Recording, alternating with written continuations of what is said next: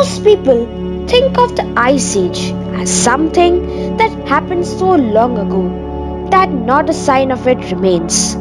But did you know that geologists say we are just now reaching the end of the Ice Age? And people who lived in the Greenland are actually still in the Ice Age as far as they are concerned.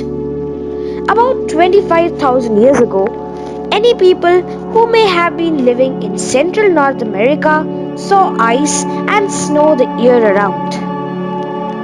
There was a great wall of ice that stretched from coast to coast, and the ice extended northward without an end. This was the latest ice age, and all of Canada, much of the United States, and the northern West Europe was covered by a sheet of ice over 1,000 meters thick. This didn't mean that it was always icy cold. The temperature was only about 5 degrees Celsius lower than it is now in northern United States.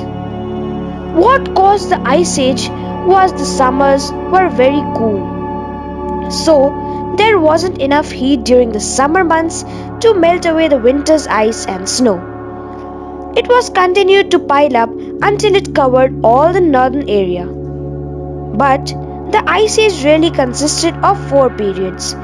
During each period, the ice formed and advened, then melted back to the North Pole. It is believed this happened 4 times. The cold periods are called the glaciations and the warm periods are called the interglacial periods.